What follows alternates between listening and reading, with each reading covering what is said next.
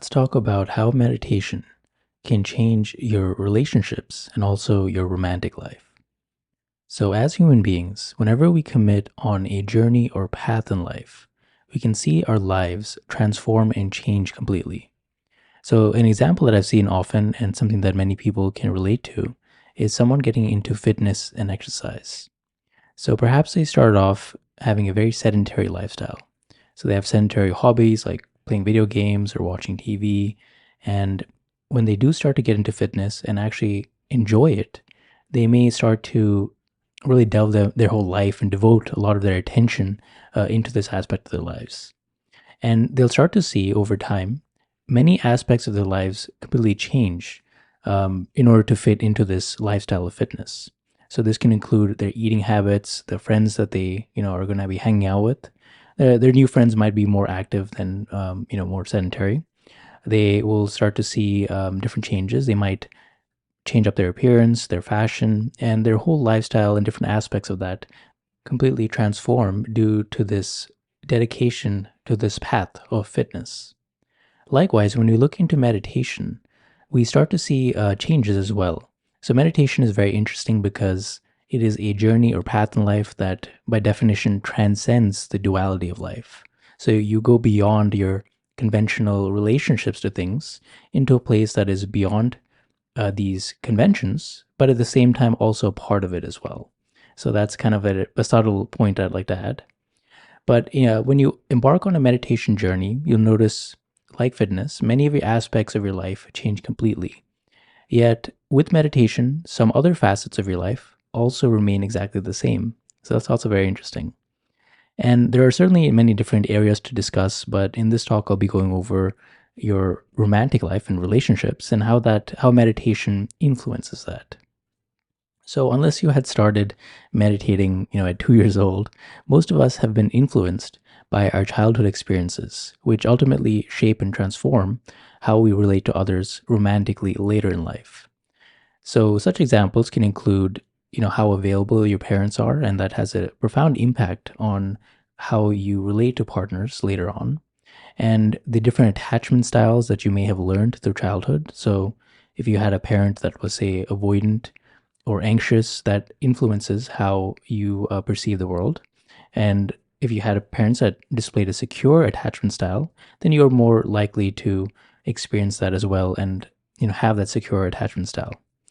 And we also have certain natural dispositions. So some people are more introverted than extroverted, and that also changes how they show up in relationships. And some people may prefer different love languages. So some people like quality time, others may like words of affirmations.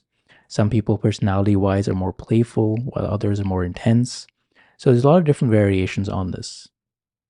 Now, what meditation does is it makes you more aware of your different patterns and how your karma shows up. And awakening is all about being awake or being aware. So, through the practice of meditation, we start to recognize certain patterns that were maybe unhelpful to us. And we also work with the ones that don't serve us and slowly let go of these unwanted habits. And we also transform certain positive aspects of our personality as well. And this is how meditation generally changes us. And most people who don't have a meditation practice simply just react to the different events in their lives.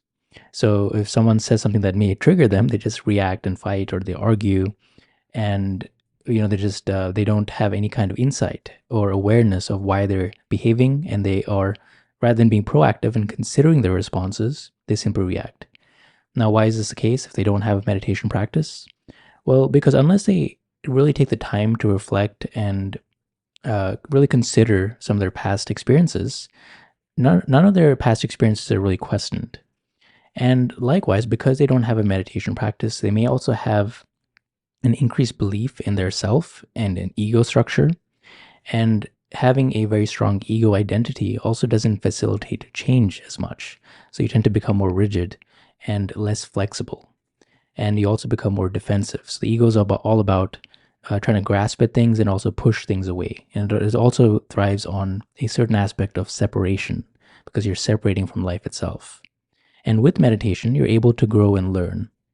Now, going forward into discussing some of our natural dispositions that don't change as a result of our meditation, we can look at different models, and one of which is the Big Five personality type model. And this remains stable throughout our life. So, although there may be variations within our results and where we fall within the spectrum of these five traits, it generally remains somewhat stable and predictable, so it doesn't change too drastically throughout your life. And what are these five traits? Well, they are openness, conscientiousness, extroversion, agreeableness, and neuroticism. Now, going over openness, and this is what I'll be focusing on in this talk, openness is the first trait, which basically just means how open you are to new experiences. So, people who are low in this trait, so low in openness, prefer what is tried and true. So, they like routine and they dislike change or anything that rocks them off center. So, they do like the safety aspects of life and they work really hard to preserve safety rather than trying new things and inviting chaos into their lives. And notice how I said invite, because it's very much a choice. So they don't tend not to think outside the box too much, and they are very efficient in their lives. Now, having lived in many different cities, some who are more open than others, how this relates to how you go about relationships and romantic lives is that people who are in low openness cities tend to follow a certain trend, which is, you get married, you settle down, and you have kids. And you don't really question it because what other option is there? So in cities that are low in openness, there isn't much room or encouragement to explore other lifestyles than what is prescribed, which is, get married, settle down, and have that type of lifestyle. And when we start to look at people who are high in openness, this is where you have out of the box thinking, you are very creative, unconventional, and you may get bored easily. So you want change because people who are very high in openness dislike routine. And when I have lived in major cities that attract people that are high in openness, and you can think of cities like New York, San Francisco, London, you have people that break these standard conventions. So it's not very unusual to see, single people in their 50s and 60s in these cities, where you probably wouldn't see that in a smaller town. And they also have different romantic lifestyles, which are outside the norm as well. So, how does meditation impact where you fall within this spectrum of openness?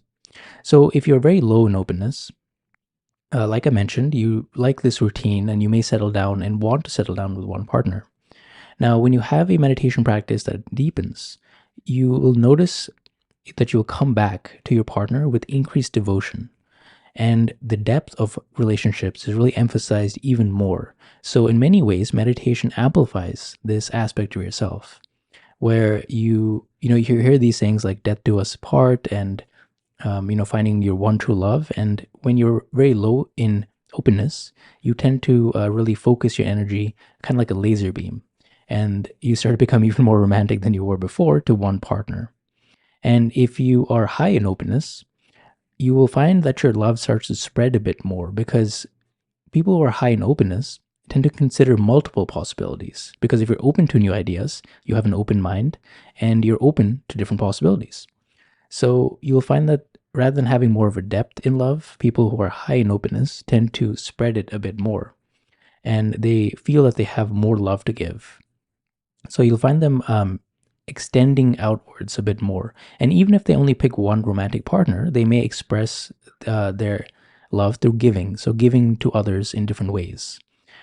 So how might this manifest? So people who are high in openness may start to go on different adventures, more romantic adventures. They might be open to unconventional romantic relationship styles, such as maybe poly or different things like that.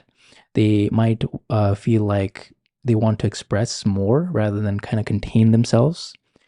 And what you'll also notice is that when you're, high in openness, you want to express love that is given through its natural quality rather than coming from a place of ego, which I'll talk about in a second. And how meditation impacts romantic relationships across the board is that you start to develop certain qualities that really help you out. So you become less jealous, you become less judgmental as a result of your practice, you become less rude, you become less impatient, and also you become a better listener as well. And these are just a few examples of how meditation really changes your personality in different ways. So you become less stubborn, less rigid, less judgmental. You become kind, patient, tolerant. And these are qualities that predict more fulfilling relationships. And you also become less selfish, which is something I've forgotten to mention, but also a very important trait when you're relating to others.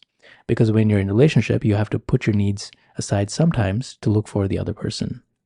And if you're coming from a place where you're constantly revolving around your ego, which you're constantly focusing on the self, then it's very hard to extend and see outside yourself to see what your partner wants. So you're very attentive to your partner. So as a result, you become a better romantic partner to others.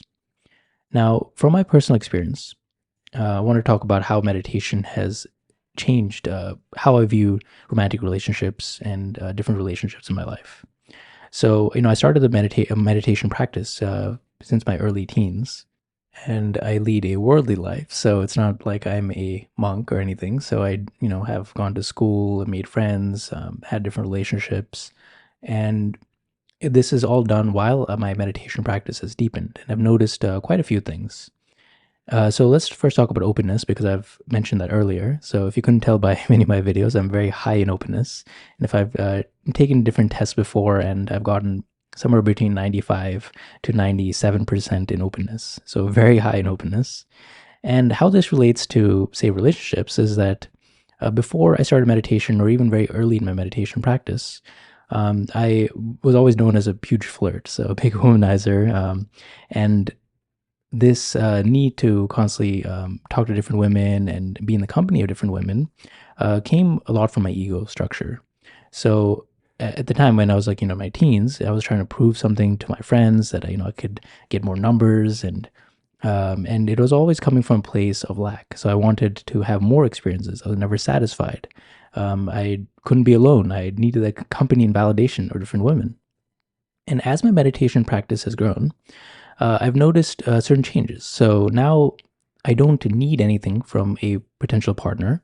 I'm happy just to be as myself, just to be with myself. And at the same time, I'm still adventurous. I'm a bit of a flirt. I'm very open minded. So these qualities within myself haven't changed. And this is what I like to say about meditation is that in many aspects of your life, you'll notice some things change completely altogether, while other aspects, such as your temperament, remain the same. And that's something that's very interesting to me when, I study different enlightened teachers or spiritual teachers.